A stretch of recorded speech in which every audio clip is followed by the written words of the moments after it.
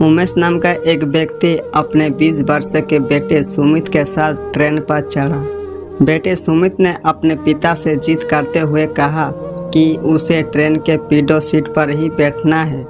वो बच्चों की तरह जिद करने लगा। जो व्यक्ति पीडो सीट पर बैठा था उसने सुमित की हरकतें देखी और उमेश से बोला, भाई साहब, आपका बेटा इतनी जिद कर रहा है तो आप मेरी जगह पर इसे बैठा लें। इतनी जिद के बाद सुमित को पीडो सीट मिल ही गई। अब वो खिड़की के बाहर देखते हुए आनंद ले रहा था। उस बोगी में बहुत सारे लोग बैठे हुए थे। सुमित के ठीक सामने एक औरत भी थी जो सुमित को बड़े ध्यान से देखे जा रही थी, क्योंकि सुमित अजीब अजीब हरकतें कर रहा था। जैसे जब भी ट्रेन चलती तब सुमित अपने पिता से जोर से चिल्लाते हुए कहता, पिताजी देखिए तो पेड़ कैसे चल रहे हैं, यहाँ तो बड़े बड़े बिल्डिंग भी चल रहे हैं। ट्रेन जैसे चलती वो ऐसे बातें ही किया करता था। महिला ने सोचा कि सुमित की मानसिक स्थिति ठीक नहीं है, लेकिन वो उसके पिता को इस बारे में कैसे बात करती। उसे एक सही मौके का इंतज़ार था कि किसी तरह वो सुमित की मानसिक स्थिति के बारे में उमेश से बात कर सके। तभी जब एक बार ट्रेन स्टेशन पर रुकी, उस औरत ने टिफिन का डिब्बा निकाला और सुमित और उमेश को कुछ मिठाइयाँ ऑफर की।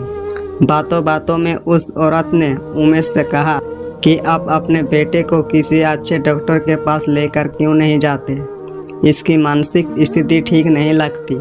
मैं एक अच्छे डॉक्टर को जानती हूँ, यदि आप कहें तो मैं आपको उस डॉक्टर को फ़ोन नंबर दे सकती हूँ।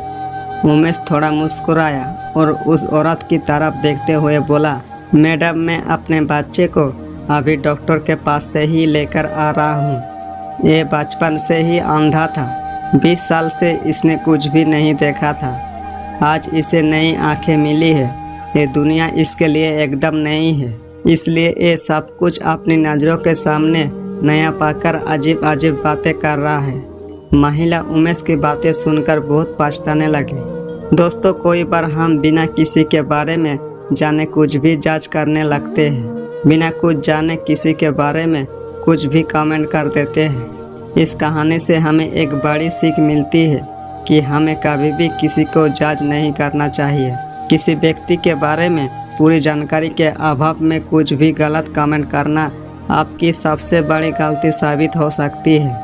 हर आदमी के पीछे कोई ना कोई कहानी होती है, इसलिए दूसरों को जज करना बंद करें।